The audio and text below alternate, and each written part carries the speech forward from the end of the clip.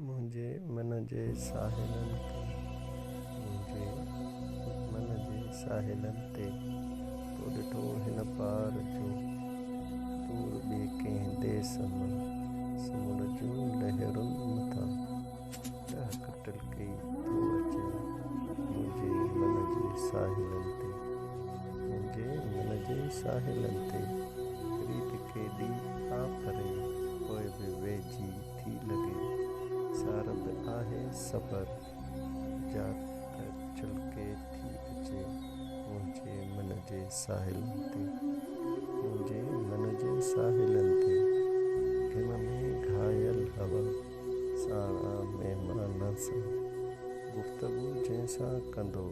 गैर मुल्की थो अचे मुंहिंजे मन जे साहिलनि ते मुंहिंजे मन जे साहिलनि ते जॾहिं तूं वींझंदी आहीं जॾहिं तूं वींझंदी आहीं त पाणी पथरनि वांगुरु फर्श ते गिड़कंदो आहे हवाऊं सहकंदियूं आहिनि ॿरनि था आईना जर जा ऐं शीशो टड़कंदो आहे सवरियूं सख़्तियूं तन जूं नरम हथनि सां लसाईं थी लॻे थो तूं पहाड़नि खे गुलाबनि सां घसाईं थी नदियुनि जा कई वॾा नाला नदियुनि जा कई वॾा नाला समुंडनि में वञो सटिजनि बदन जूं बीहकूं बीठनि किनारा की नथास कटिजनि झुकी तो ते मथां पाणी उछल आबशारनि जी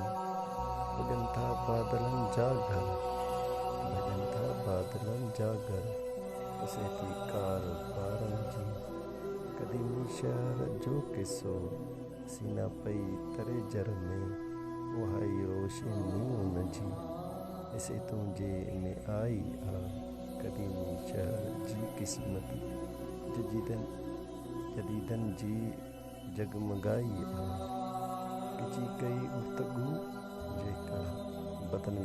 जा बात थींदी आ ढकी थी तूं जॾहिं कपिड़ा अचानक राति थींदी आ उहाई सिज सीने मां जॾहिं उल्टो उभारी थी लॻो ओभर जी छातीअ खे तूं ओलह मां उथारी थी जॾहिं तूं वींझंदी आहीं जॾहिं तूं वींझंदी आहीं त मौसम जा मिठा मेवा समूरा धो कंदा आहिनि उहे पाणी फुड़ा आहिनि पवनि था चिंबड़ी तोखे अलाए छा कंदा आहिनि किसो ही मुख़्तसिर आहे कहाणी ही डिघी आहे पछाड़ी तड़ कंदो हर को हयाती ही सिघी आहे बदन ते बूंद जा बीठी त मोती वियो महांगो थी नगे जो नींहं में निकितो वियो हिकु मर्द नांगो थी वियो हिकु मर्द नांगो थी वियो हिकु मर्द नांगो थी